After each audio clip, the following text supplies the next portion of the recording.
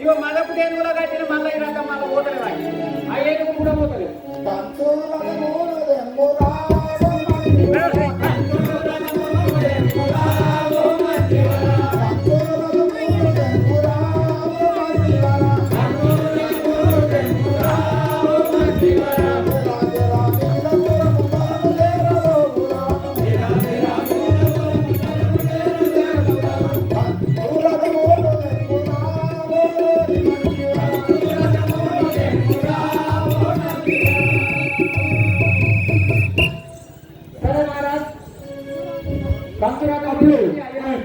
లంకానగరం నుండి రామనారాజులు ఆ మిథిలాపురంలో వచ్చుతుండ ఆ యొక్క మిథిలాపుర చక్రవర్తి అయిన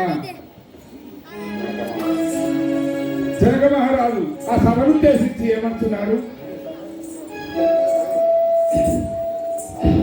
ఏ సభాసదులారా, ఇక నేను తెలిపేదను. చాపమును ఎక్కుబెట్టి విజయమును వడియు వారికి చెదను సీతను ప్రాకటముగా నిన్న పెద్దలరా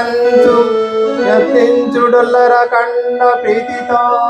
ఏ సభాసదులారా, ఎవరిని ఈ శివధనుసును విరిచిన వారికి సీతనిచ్చి కళ్యాణము గావించదను.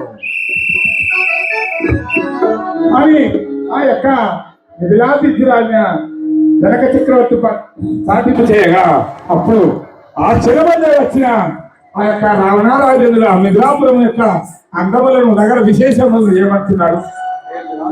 దగ్గరికి పోవాయా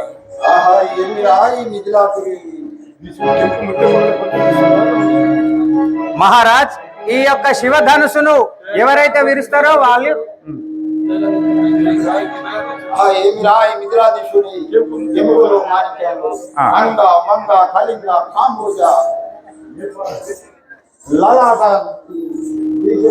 రాజులు శోభానులు కూర్చున్నారు. వాళ్ళకు ఆహ్వాన శోభాలా, మనకు ఆహ్వానము లేదా?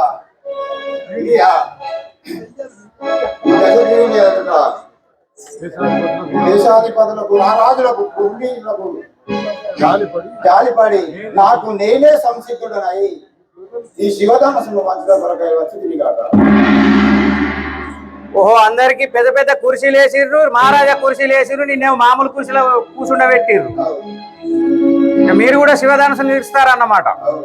సరే మహారాజ్, కూర్చోండి.